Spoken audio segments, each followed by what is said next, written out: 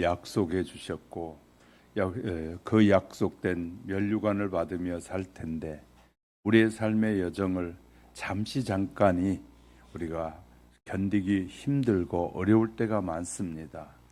그러나 우리에게 흔들리지 않는 믿음 주셔서 주의 영광을 나타내고 하나님의 뜻을 이루는 신실한 사람들로만 쓰여져 가게 하옵소서.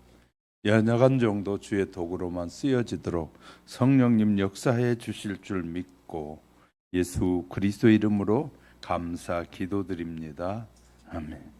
신앙생활에서 일어나는 무너진 관계를 회복하는 회개 기도를 통해서 여러분의 신앙이 다시 회복되어지시기를 주의 이름으로 축복합니다. 요새는 초등학교 교재에 나오는지 모르겠어요. 옛날에 우리가 공부할 때는 초등학교 국어 시간에 가난한 농부의 이야기가 있었습니다. 당시 동생은 막 장가를 들었고 형은 식구가 많았습니다. 가을 추수가 끝나자 둥근 달이 아련히 비추는 밤, 형은 잠이 오지 않는 시간에 동생을 생각해 보니까 이제 살림을 시작했는데 나보다 어려울 것이니 내가 도와줘야겠다라는 생각을 합니다. 그래서 논에 나가서 자기 볕단을 동생에게 옮겨다 놓았습니다. 더 늦은 시간에 동생은 눈이 말똥말똥 잠이 오지 않자 형의 식구들이 많으니 나보다 어려울 거야. 그러니 내가 도와야지 하고 자신의 볕단을 형에게 옮겨 놓습니다. 다음날 논에 나가본 형제는 깜짝 놀랐는데 양쪽 볕단에 키가 전날과 똑같았기 때문입니다. 형제는 이상하다고 며칠 밤을 형제는 엇갈리는 시간에 서로 볕단을 옮겼으나 볕단의 크기에는 변함이 없었습니다. 계속 옮겨도 차이가 없으니 귀신이 곡할 노릇이라고 생각하던 어느 날 밤 유난히 밝은 달빛이 비치는 그날 형제는 같은 시간에 볕단을 옮기다가 마주치게 되자 볕단이 줄어들지 않는 이유를 알게 됩니다. 형제는 서로 부둥켜 안고 울었다는 얘기를 우리는 교과서에서 보게 됩니다. 우리는 어렸을 때 형제들은 다 그렇게 사이좋게 누나와 동생, 동생과 이 누나 이런 관계로 사는 것으로 알았습니다. 그런데 세상을 살다 보니 이런 얘기가 흔한 얘기가 아니라는 사실도 알게 됩니다. 그런 관계가 있기는 하지만 모두가 그런 것이 아니고 오히려 마음이 상한 관계로 서먹서먹 간 가족들이 많다는 것도 배우게 됩니다. 세월과 함께 오해까지 더해져서 돌처럼 딱딱해져서 사람의 힘으로는 그 관계를 녹일 수 없는 관계로 살아가는 사람들이 많다는 것을 발견하게 됩니다. 오늘 본문을 통해 세상을 살아가는 사람들의 차이가 있다면 하나님을 믿느냐, 하나님을 믿지 않느냐에 달려 있을 것입니다. 그리스도인이라고 해서 다를까요? 꼭 다른 것 같지는 않습니다. 세상이 그리스도인이라고 봐주는 일이 전혀 없기 때문이죠. 그러나 그리스도인은 다른 경험을 할 수 있는데 화해할 수 없는 관계를 화해시키는 중보자가 계시기 때문이다라는 것입니다. 하나님은 죄인을 불러서 회개하게 하시고 그 회개를 통해서 화해시키는 섭리를 우리에게 보여주십니다. 회개가 중요하지 않다면 하나님이 왜 애써 회개의 자리로 우리를 인도하시겠습니까?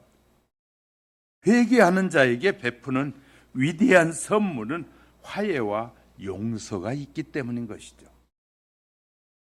속죄는 영어로 아토멘,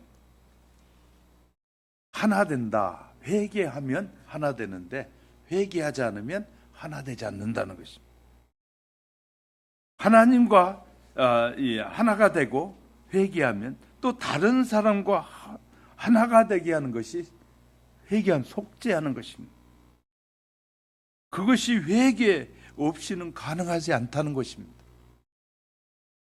속죄는 회개 없이 불가능하죠. 그러니 회개는 우리에게 희망인 것이죠. 예수와 같이 하나님을 믿지 않고 자유분방한 사람이 있는가 하면 야곱과 같이 유약해 보이나 하나님을 믿는 신앙으로 강한 일면을 보여주는 사람도 얼마든지 있다는 것입니다. 야곱은 시련에 부딪혔을 때 항상 믿음과 눈물의 기도로 하나님과 씨름을 하다가 하면서 매어 달림으로 축복의 응답을 받게 됐다라고 우리에게 말씀하고 있습니다. 오늘은 우리도 야곱과 같은 기도 생활을 통해서 배우고 행함과 역경을 헤치고 평안한 가운데 성령님의 인도를 받는 지혜를 배울 수 있게 되기를 주의 이름으로 축복합니다. 뿐만 아니라 회개 기도의 소중함을 발견하는 하나님의 은혜가 우리에게 풍성히 임하는 시간이 되시기를 주님의 이름으로 축복합니다. 첫 번째는요, 인간관계 후면에 무엇이 존재할까요? 인간관계 후면에는 무엇이 있을까요? 창세기 25장에 쌍둥이 형 에서와 동생 야곱이 탄생하는 것이 기록되어 있습니다. 형제는 얼마나 친하게 어린 시절을 보낼까요? 형제들은 어린 시절 어떻게 보낼까요? 부모는 형제가 늘 사이좋게 형은 동생을 돌보고 동생은 형을 껌딱지처럼 늘 붙어 다니는 화목한 관계를 다 기대하고 있습니다. 그러나 형제 사이에 욕심이 들어가면서 이런 관계가 완전히 깨어져 버립니다. 하나님은 아브라함 때부터 이 가족에게 메시아 탄생과 영원한 축복을 약속합니다. 이 약속이 둘째를 통하여 이루어질 것이라고 말씀도 하셨습니다. 그런데 아버지 이삭은 하나님의 말씀을 마음에 깊이 생각하지 않았습니다. 그리고 이런 약속이 자기에게 마음에 들지 않았기 때문인 것 같아요.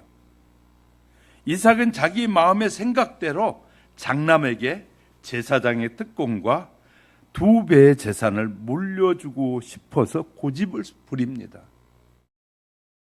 그런데 문제가 생기게 되었는데 장남에서는 재산에는 관심이 있었으나 제사장 직분을 수행하는 일에는 별로 관심이 없었을 뿐만 아니라 하나님의 뜻을 성실하게 이루려는 열정도 없었다고 말해요.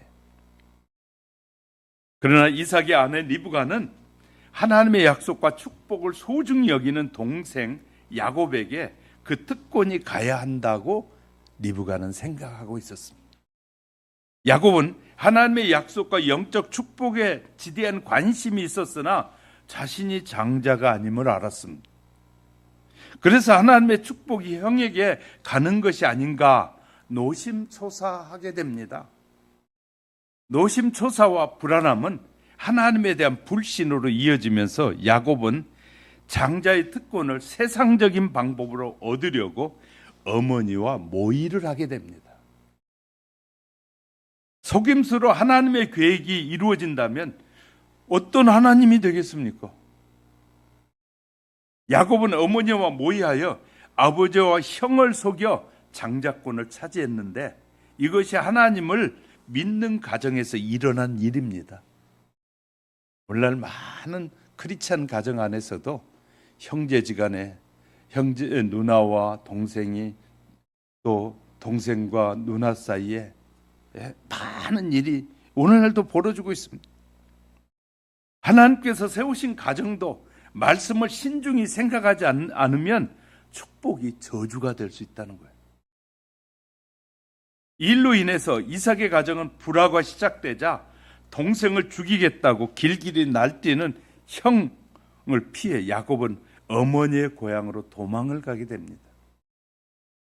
그 도망이 20년이 되리라고는 아무도 생각하지 못했는데 죄는 항상 상상 이상으로 사람들을 괴롭힌다는 사실을 알게 됩니다. 야곱은 고향을 떠나 도망자와 방랑자의 삶을 살게 됩니다. 이삭의 가정은 야곱이 도망하면서 남편과 아내 또 형은 동생을 미워하고 원망하기 시작합니다. 하나님의 말씀과 약속을 자기가 편하게 쉽게 생각하고 행동했기 때문인 거예요. 우리는 하나님의 말씀을 쉽게 여기고 쉽게 받아들이면 이런 불화가 일어난다는 걸 배웁니다. 그러면 이 죄 너머에 무엇이 이들을 기다리고 있을까요? 상처와 원한, 이 죄 뒤에는 상처와 원한이 남고요, 분리와 방황의 세월이 기다리고 있었던 것입니다. 죄는 사람을 화려한 빛으로 속이고 결국은 검은 속내를 드러내 사람을 속이는 것이 죄입니다. 해마다 명절이면 사람들이 고향을 찾아가는 길에 즐겁고 행복한 길이지만 어떤 사람들에게는 명절이 아주 기분 좋은 날이 아니기도 합니다.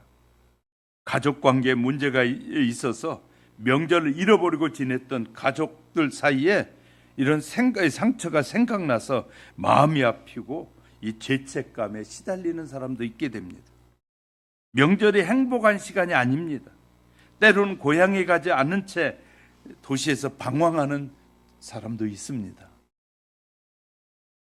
야곱은 도망한 지 20년의 세월 동안 그의 죄가 바쁜 생활에 묻혀 보이지 않았는데 결단코 죄는 죽지 않고 때를 기다리고 있는 것입니다. 파란만장했던 세월이 지나고 야곱은 고향으로 돌아가는데 20년 전 도망하던 중 베델에서 하나님을 만나서 전적으로 의지하며 산 세월이 있었습니다. 하나님의 야곱을 축복하셔서 새로운 가족을 주셨고 큰 부자가 되어 고향으로 돌아가고 있는 겁니다. 그러나 고향을 향한 발걸음이 가볍지 못한 이유는 해결하지 못한 자신의 죄가 있기 때문인 거예요.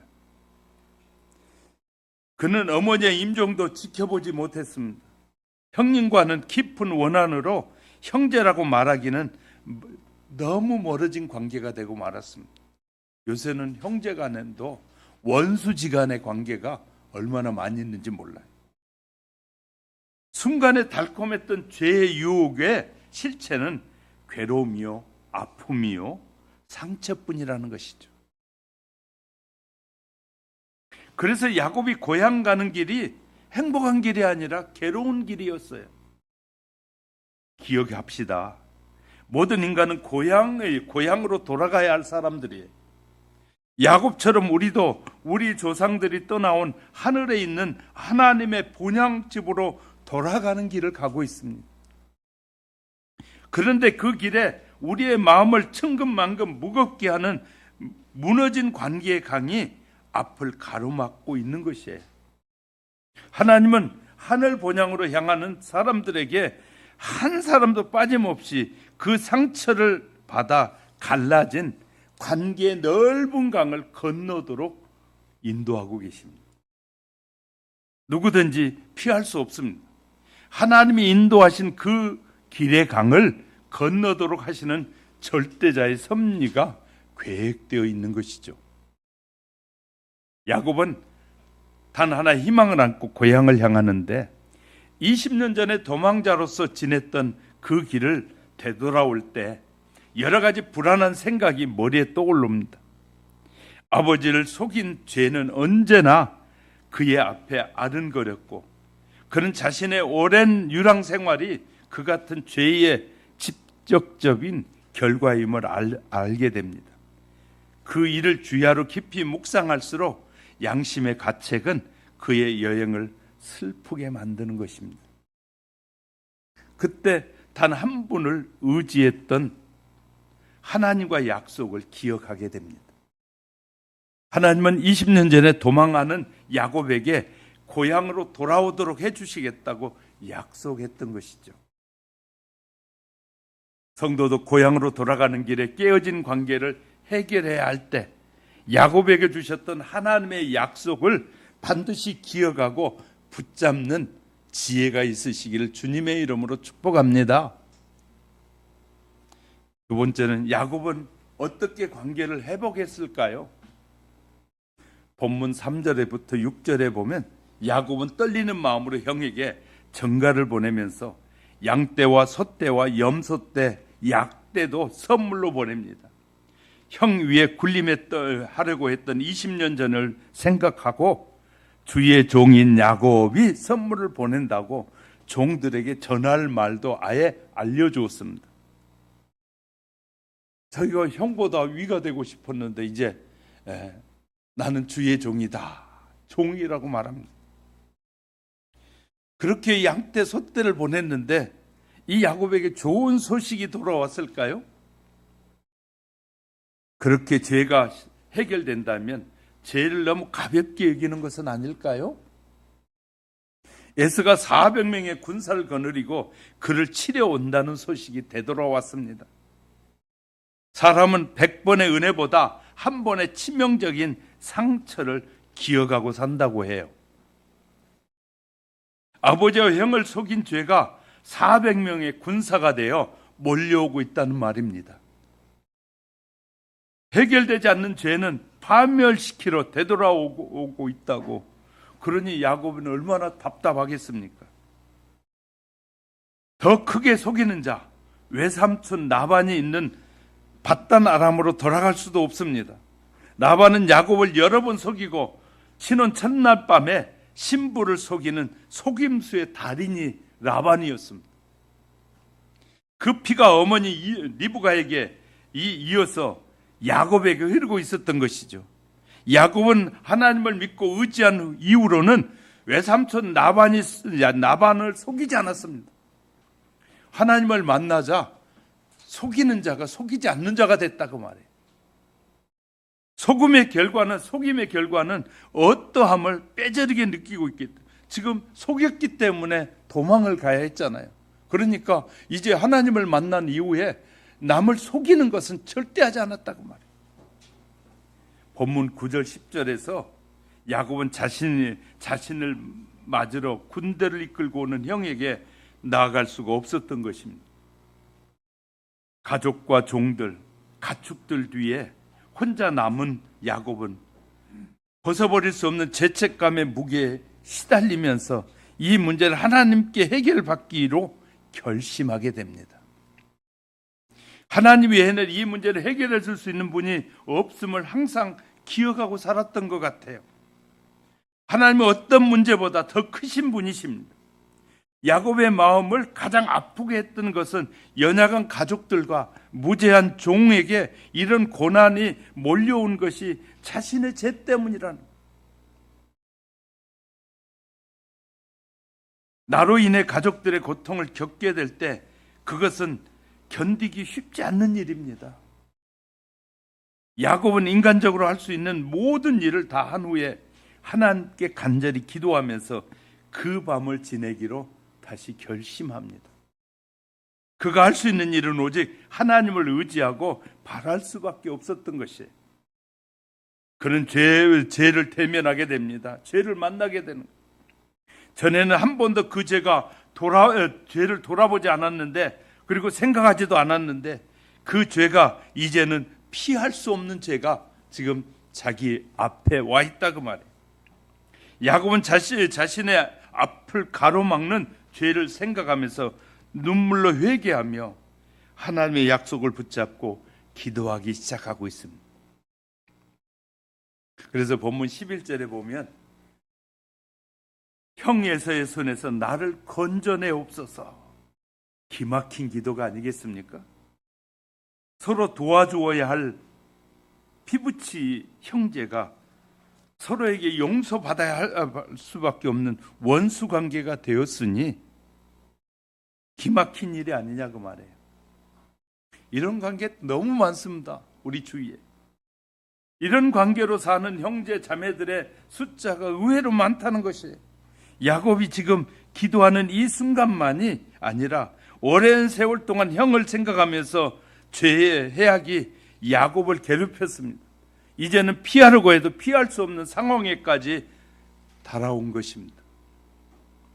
야곱은 회개의 밤을 보내면서 하나님께 자기 자신을 인도해 달라고 그 사실을 깊이 깨닫게 되었습니다. 바로 하나님이 인도하시는 이 밤이구나를 깨닫게 된 거예요. 회개 안에는 하나님의 놀라운 섭리가 있어서 우리에게는 희망이 되는 것입니다. 하나님이 그곳으로 인도하셨다고 해결책을 가지고 계시는 것입니다.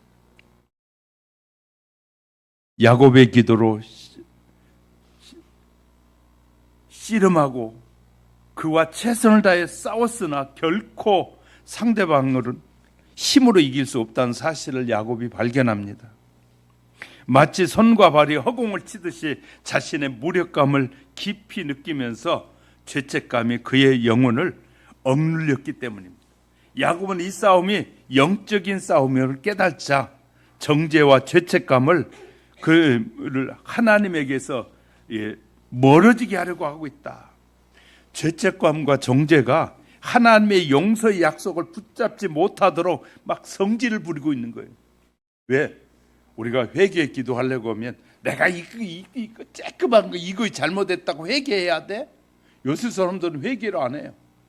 요새 지도자들은 회개하라고 말하지도 않아요. 다 회개하라고 하면 안 온대, 교회를. 그래가지고 회개하라고 말을 또 안 해요. 근데 저는 하나님의 말씀이니까 해야 된다고 생각해서 하는 거예요. 여러분의 마음에 조금이라도 거리낌이 있으면 하나님 앞에 낱낱이 다 고백하십시오. 그러면 얼마나 마음이 편해지고 그리스도의 평안이 우리의 마음을 사로잡는지 몰라요. 사람들과의 관계 불편하게 했던 거, 마음 아프게 했던 것들이 있으면 다 고백해 보세요. 얼마나 하나님이 우리에게 편안하게 해주시는 회개가 우리의 마음을 편안하게 하고 하나님께 더 가까이 나가게 하는 지름길이 회개예요. 하나님을 만나게 하는. 이웃과의 싸움이 있었어도 싸움에서 하나님 앞에 회개하고 상대방에게 잘못을 고백하면 관계가 회복되는 것처럼 이 회개는 너무너무 중요한 것이에요. 그래서 성경에서 회개는 하나님께 더 가까이 나가고 하나님의 축복을 나의 것으로 만드는 너무너무 소중한 것인데 사람들은 회개라는 말 자체도 싫다는 거예요. 근데 성경은 회개하라고 분명히 말씀하고 있어요. 이 뭐가 그러냐면 사탄이 죄를 통해서 그 사람을 붙잡고 그 죄가 해결되면 사탄이 더 이상 그를 유혹하지 못하잖아요. 왜? 그가 정결한 하나님의 사람이 되면 못 무너뜨리니까 그냥 그것을 붙잡고 사탄이 막 노력질하는 것이에요.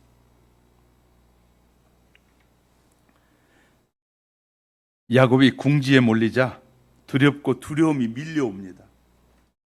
하나님의 약속을 목숨을 다해 붙잡습니다. 하나님이 아니면 안 됩니다. 이 문제를 하나님이 해결해 주시잖아요. 안 됩니다. 전심으로 자비하심을 간청합니다.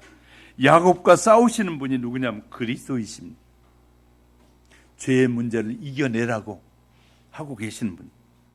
야곱이 이 싸움이 그냥 사람 원수와의 싸우는 평범한 싸움이 아님을 싸우다 보니까 알게 됩니다. 그 깨달음은 주시는 분이 예수님이십니다. 우리는 사람들과 싸워서는 안 되고요. 죄와 죄책감을 그리스도의 용서를 붙잡고 싸우는 것입니다. 그리스도께서 용서해달라고. 20년 전에 베델에서 하늘과 땅을 연결하는 사닥다리로 야곱에게 나타나신 분은 그리스도였습니다. 창세기 28장에. 하늘과 땅을 연결하신 중보자는 예수 그리스도라는 사실을 깨닫게 되시기를 주의 이름으로 축복합니다. 그 긴 투쟁의 그 밤에 야곱이 죄와 죄책감을 씻고 하늘로 가는 길을 가로막는 거대한 정죄의 장벽을 용서로 제거하고 그리스도가 중보자로 찾아오신 거예요. 성도들에게 절대적으로 필요한 분은 중보자입니다. 예수 그리스도다 그 말이에요. 결코 야곱은 포기하지 않는 인내로 씨름했습니다. 새벽녘에 하나님이 야곱의 이름을 이스라엘로 바꿔줘요. 야곱이라는 본래 이름은 해석하면 대신 들어앉은 자.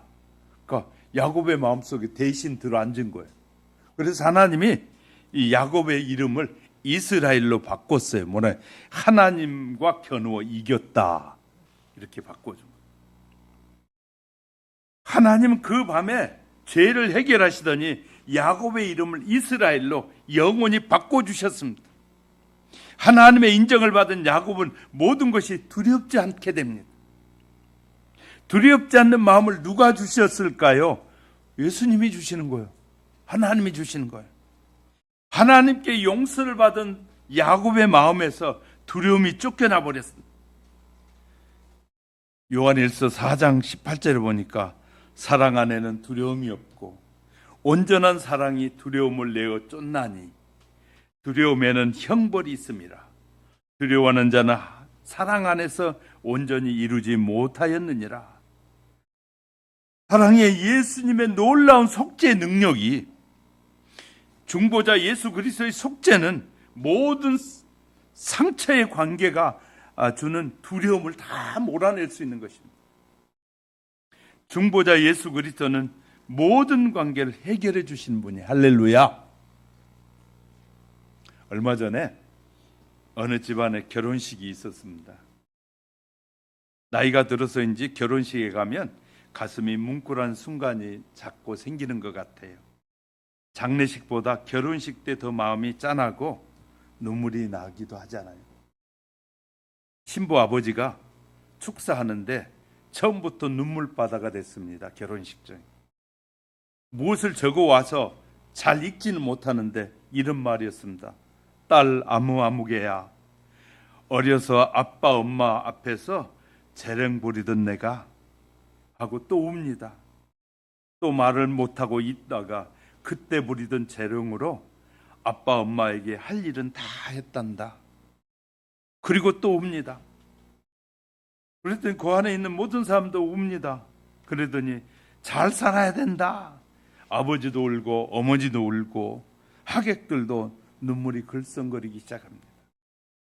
우리는 잘 알아야 할 것은, 딸이 그렇게 성장해서 시집을 가게 된 것은 그 딸 혼자만의 공로가 아닙니다. 아버지 어머니의 눈물과 희생과 사랑, 그 모든 것이 딸을 키워서 시집 보내는 것이에요. 신랑들은 그것을 분명히 알아야 합니다. 신부도 마찬가지입니다. 그 아들은 아버지와 어머니의 간절한 기도와 희생과 눈물이 있어서 장성한 신랑으로 성장한 거예요. 모든 신부도 그것을 깊이 명심해야 되거든요. 그 신랑과 신부를 보내면서 잘 살아야 할 텐데 하는 그 마음이 저절로 기도가 되는 것이죠. 사실 이 신혼부부가 가장 잘 사는 방법은 무엇일까요? 그 사이에, 부부 사이에 중보자 예수 그리스도가 있으면 돼요. 남편이 잘못하면 아내가, 하나님 그런 남편의 허물을 용서해 주세요.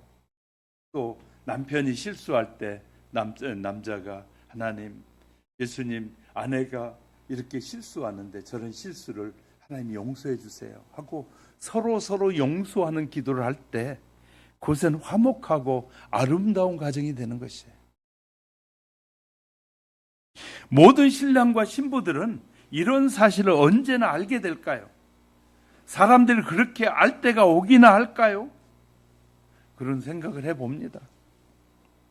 야곱은 자신 죄와 허물이 가득함을 깨달자 겸손하게 회개와 자기 포기로 하나님과 겨누어 이길 수 있었습니다.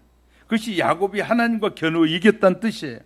우리도 사람들에게 잘못했기 때문에 이전에 하나님께 먼저를 죄를 지었음을 인정하고 하나님과 씨름해서 겸손히 회개와 자기 포기를 해야 됩니다. 그러면 속죄란 십자가의 사랑과 중보자이신 예수 그리스도를 통해서 사랑의 용서가 쏟아지게 되는 거예요. 그 결과는 하나님께 맡기는 것입니다. 야곱은 그 밤에 깊이 회개하고 완전히 용서를 하나님께로부터 받습니다. 20년 전에 야곱만 잘못했을까요? 에서만 잘못했을까요? 그렇지 않습니다. 어떤 관계든 한쪽만 100% 잘못한 경우는 그렇게 많지 않습니다. 대개는 서로에게 잘못한 면이 있어요. 야곱은 하나님께 모든 것을 의탁하였습니다. 우리의 유일한 희망은 중보자이신 예수 그리스도의 속죄를 의지하는 것입니다. 우리도 부모와의 깨어진 관계가 있습니까? 자녀와 깨진 관계가 있습니까? 혹시 부부간에 깨어진 관계가 있습니까? 형제간에 자매간에 깨어진 관계가 있습니까? 성도간에 깨어진 관계가 있습니까? 이런 관계로 괴로워하신 분이 있습니까? 먼저 예수 그리스도의 이름으로 용서하는 기도를 선행하시기를 주님의 이름으로 축복합니다. 저 사람이 잘못할 때 못됐다고 막 그렇게 하기 전에 하나님이 저렇게 잘못한 본인이 깨달아지도록 성령님 역사해 주옵소서 하고 이렇게 기도해 줄 때 기도하는 자가 더 강력한 힘을 가진 자예요. 할렐루야. 용서해 주는 자가 더 힘 있는 자예요. 용서를 받은 자보다 용서해 주는 자가 더 힘 있는 거예요. 성경을 통해서 우리에게 가르쳐 주는 거잖아요. 용서하는 자가 더 하나님의 사랑이 더 가득한 사람이라고 우리에게 말씀하십니다. 그래서 하나님은 당신의 아들을 이 땅에 보내서 영원한 죄와 형벌로 인하여 영원히 죽을 수밖에 없는 우리의 모든 죄를 예수님이 사해 주셨어요. 중보해 주셨어요. 그래서 우리가 영원한 하나님의 나라에 자유롭게 갈 수 있는 은혜를 입게 된 것입니다. 그러므로 우리는 먼저 남 탓하기 전에 그들을 먼저 위해서 기도해 주는 지혜가, 그런 성도들이 많을 때 대한민국의 미래가 활짝 열리게 될 줄 믿습니다. 진작부터 말씀드렸잖아요. 저들이 하고 있는 짓 보면 거의 사회주의로 90%가 넘어갔어요. 사회주의로 넘어갔어요. 그런데 하나님이 허락을 안 하시니까 못 넘겨가는 거예요. 왜냐하면 자유민주주의 속에서 자유롭게 신앙생활을 하면서 하나님을 예배하고 경배하게 해달라고 부르짖는 하나님의 자녀들이 있잖아요. 그러니까 하나님께서 저들이 악한 계획을 했을지라도 그의 계획대로 되지 않도록 하나님이 막고 계시는 거예요. 그러니까 그런 사람이 많아지면 많아질수록 이 나라에게는 희망이 있는 거예요. 늘 제가 말씀드립니다. 이제 500년 동안에 대한민국은 완전히 파산했어요. 왕궁에 일개 소대가 들어가서 왕비를 추행하고 그냥 이 나라를 완전히 파멸시켜 버렸어요.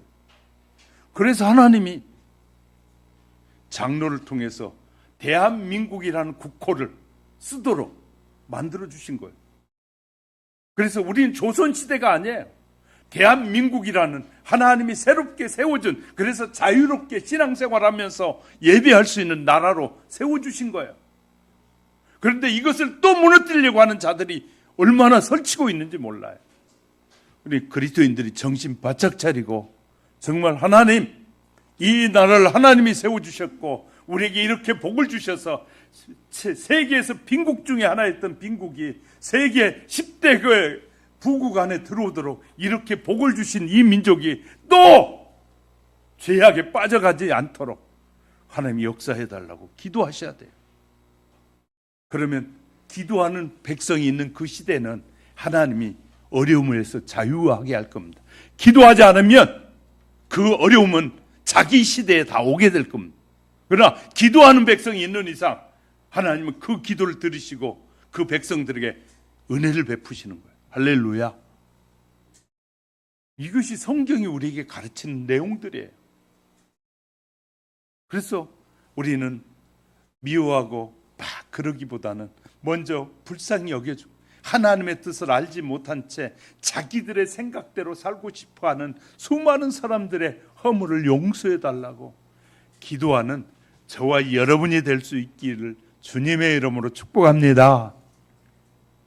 세 번째, 그러면 회개 기도 너머에는 무엇이 기다리고 있을까요? 회개 기도라면 무엇이 기다리고 있을까요? 12절에 볼까요? 12절 한번 읽어봅시다. 12절 시작. 주께서 말씀하시기를 내가 반드시 내게 은혜를 베풀어 내 씨로 바다에 셀 수 없는 모래와 같이 많게 하리라 하셨나이다. 야곱이 씨름하던 그 밤에 하나님은 그럼 무슨 일을 하셨을까? 야곱이 씨름하면서 막 회개하고 몸부림치는 그때 하나님은 무슨 일을 하셨을까? 사람이 할 수 없는 일은 하나님은 회개하는 자 야곱에게 행하셨습니다. 하나님께서 형 에서의 꿈에 천사를 보냅니다. 그리고 에서의 동생 야곱의 일생을 에서에게 보여줍니다. 에서는 꿈에서 20년 전 도망하던 야곱을 만나게 됩니다. 야곱을 보니까 베델의 광야에서 도망가면서 두려워서 발도 못 펴고 이 발을 모으고 이 새우잠을 자고 있는 그런 모습을 보게 됩니다. 베델에서 눈물로 기도하는 동생을 봅니다. 20년 동안 더위와 추위와 싸워가면서 고생하는 야곱의 모습을 하나님이 에서에게 다 보내줍니다. 어머니가 돌아가셨을 때 야곱이 가슴을 치면서 집으로 돌아가지 못하고 통곡하는 모습도 하나님이 보여주십니다.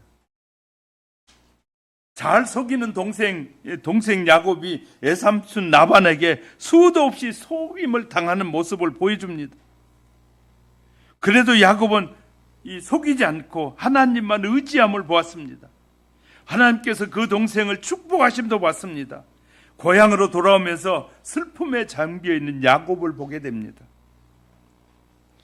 에서 자신도 깨어진 동생과의 관계가 시달렸지만 야곱도 죄의 무게로 시달리는 것을 하나님이 다 보여주신 거예요. 둘 다 죄의 피해자였으며 무엇보다도 하나님께서 야곱과 함께 계시고 자신과도 함께 하신다는 것을 다 보여주신 거예요. 하나님이 보여주자 에서 마음이 그냥 한순간에 녹아내려 버린 거예요. 20년 묵은 증오와 미움과 그것이 바위처럼 마음에 쌓여있던 것이 산산이 깨어져 자취도 없이 사라지는 거예요. 이것은 사람이 할 수 있는 것이 아니라 이웃을 대신하여 회개하는 자에게 베푸신 하나님의 은혜예요. 잠에서 깨어난 에서가 다른 사람이 됩니다. 동생이 밉지 않습니다. 400명이나 데리고 죽이려고 왔는데 그 밤에 하나님이 야곱의 삶을 딱 에서에게 보여주고 나니까 에서가 미움이 변합니다. 그러더니 아침에 눈을 떠보니까 돌이 예뻐 보입니다. 나무도 예뻐 보입니다. 말도 예쁩니다. 모든 것이 아름답게 보입니다. 저도 이런 거 경험해 봤거든요. 회개하고 제가 하늘산에서 이 잣나무 밑에서 막 회개하다가 성령이 막 저에게 임하는 게 느껴졌거든요. 그래서 막 성령이 임하는 걸 딱 느끼고 막 기도하고 돌아서 내려오는데 산에 언덕을 내려오는데 마음에 벌써 기쁨이 충만해졌어요. 내가 내려가니까 방에 있던 다른 친구들이 뭐라고 하냐면 네 은혜 받았구나 그러더라고. 그러니까 벌써 내가 은혜 받은 걸 상대방이 알게 되는 거예요. 근데 그때 내려올 때 막 산이 아름다워 보이고 나무가 아름답고요. 막 다 아름답게 보이는 거예요. 하나님이 우리에게 은혜 주시면 하나님의 세계가 아름답게 보여질 것입니다. 여러분 자연을 보는데 그냥 빼짝 마르고 시달리고 막 이렇게 보인다면 여러분 정말 여러분의 생각을 바꿔야 될 필요가 있어요. 하나님의 은혜 주시면 하나님의 만든 모든 세계가 다 아름다워지는 거예요. 하나님이 우리에게 은혜 주시면 그냥 우리의 마음이 그냥 너무너무 행복해지는 거예요.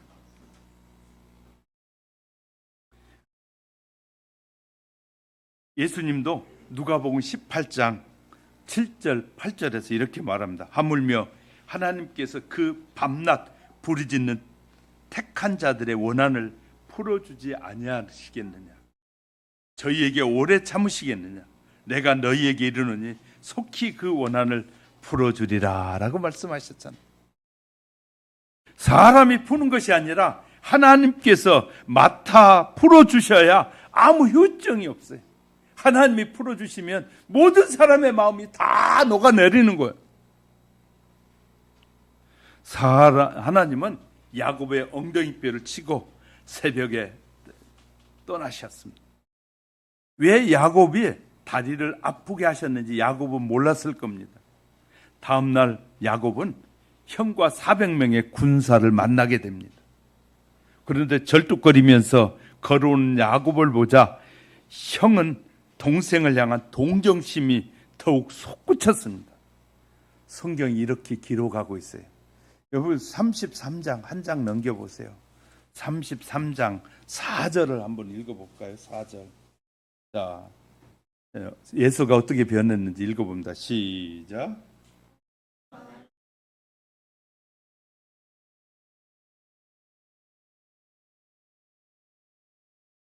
죽이려고 오던 사람이 400명의 군사를 끌고 오던 이 에서가 갑자기 야곱을 보더니 달려가 가지고, 그것도 이 야곱이 달려간 것이 아니라 에서가 달려가서 그를 맞이하더니 안고 목을 엇맞추면서 그 입을 맞추고, 그 중동 지역의 사람들은 입을 맞추는 것이 오래간만에 만난 사람의 그 친근함을 표시하는 거거든요. 그리고 울었다고 말해요. 본래 형과 동생은 이런 관계여야 되잖아요. 형제 관계, 가족 관계는 이렇게 해야 되잖아요. 하나님이 역사하시면 모든 것이 해결돼요. 대한민국 이렇게 어렵고 힘들어도 하나님이, 회개하는 하나님의 자녀들이 정말 말씀을 제대로 알고 하나님 앞에 회개를 기도하면서 이 백성의 죄악들을 용서해 달라고 교만함과 이기적인과 개인주의적인 것과 이런 것들, 자기밖에 모르고 남을 판단하고 비판하고 하는 모든 죄악들을 그리스도인들이 하나님 앞에 고백할 때 하나님 그리스도인이 소중해지도록 역사해 주실 줄 믿습니다. 기도하는 자에게 그런 기쁨을 주시는 거예요. 기도하는 자에게 그런 은혜를 주시는 하나님이십니다. 기도하지 않으면 그 은혜와 기쁨을 누리지 못하는데, 우리가 회개 기도하면 하나님이 이런 기쁨을 우리에게 주실 것입니다. 예수님이 이렇게 말씀하셔요. 요한을 통해서 요한계시록 22장 11절에 보면, 불의를 하는 자는 그대로 불의를 하고, 더러운 자는 그대로 더럽고, 의로운 자는 그대로 의를 행하고, 거룩한 자는 그대로 거룩하게 하리라. 중보자가 계시기에 얼마나 감사한지 몰라요. 우리를, 하나님과 우리 사이를, 또 사람과 사람 사이를 이렇게 해주는 중보자가 지금 있다는 것이 너무너무 감사해요. 우리가 이 기회를 놓치게 되면 중보자가 이제 심판자가 돼서 이 땅에 오시는 날에는 이 모든 중보의 역할은 끝나버리는 거예요. 이해가 되셨습니까? 예수님이 천사장의 나팔 소리와 함께 이 땅에 심판자로 오시는 날에는 중보가 없어지는 거예요. 이제 모든 것이 끝나는 날이 온단 말이에요. 이 시대 우리의 중보자 되신 예수 그리스도를 우리는 늘 묵상하면서 하늘의 고향 가는 길을 해결하는 저와 여러분, 무너진 관계가 하나님 앞에서 다 해결되기를 소망합니다. 때로는 주위의 관계가 회복되고 상처를 해결하지 해야 할 분들이 이미 세상을 떠나고 안 계실 수도 있어요. 그러나 하나님께서 우리의 무거운 짐을 온전히 내려놓고 죄와 허물을 해결해야 할 것입니다. 현재 다양한 상황, 관계 힘드신 분들은 간절한 회개 기도로 하나님의 속죄와 섭리를 경험해 보시기 바랍니다. 그래서 우리가 정말 우리에게 힘들게 하고 우리를 체면을 구기게 하고 하는 수많은 사람들, 그들에게 직접 싸우기보다는 하나님 앞에 그들이 그럴 수밖에 없는, 악한 영에 사로잡혀 그럴 수밖에 없는 그들의 죄를 용서해 달라고 여러분이 기도를 많이 하면 할수록 우리 주위의 모든 관계들이 회복되어지고 하나님의 은혜를 경험하는 놀라운 인생을 살게 될 것입니다. 사랑하는 성도 여러분, 야곱과 에서가 화합이 불가능한데 하나님이 그 안에 중보자가 되셔서 해결해 주신 것처럼 대한민국의 여야가 불가능한 가운데 그냥 침체를 향해 가고 있는 그들에게 하나님께서 중보자가 되게 해달라. 이 나라에 여야가 중보자가 필요하다고, 여자 사이에 주님이 역사해달라고. 정말 그리고 대한민국이 민족 봉화뿐만 아니라 세계 봉화를 이루는 아름다운 민족으로 하나님 쓰여지게 해달라고 기도하는 저와 여러분이 있는 이상 우리에게는 희망이 끊어지지 않은 줄 믿으시기 바랍니다. 그렇게 여러분 가정에서도 기도해 주시고 올해도 내년에도, 그러면 내년에는 더 좋은 해가 될 것입니다. 더 좋은 해가 될 것입니다. 막연하게 에이가 저 못된 놈들 서로 싸운다 막 그러기보다는 하나님 불쌍히 여겨달라. 이 나라를 무너뜨리려고 하는 것은 저들이 아니라 악한 사탄 역사거든요. 하나님이 대한민국을 세우셨다고 주의 종들이 자꾸 말하니까 하나님이 세운 대한민국을 무너뜨리려고 누가 역사하고 있다고요? 사탄이 역사하는 거예요. 이것을 볼 줄 모르면, 영적인 것을 볼 줄 모르면 늘 사람들만 원망하고 불평하게 되는 거거든. 우리가 그걸 내려놓고 하나님, 악한 영이 더 이상 우리 교회들을 공격해 오지 못하도록 악한 영들 우리에게 정신 차리고 깨어 기도하라고 하시는 하나님의 음성을 듣고 우리가 하나님께 회개에 간절히 구하는 지혜가 저와 여러분 속에 늘 가득해지시기를 예수 그리스도의 이름으로 축복합니다.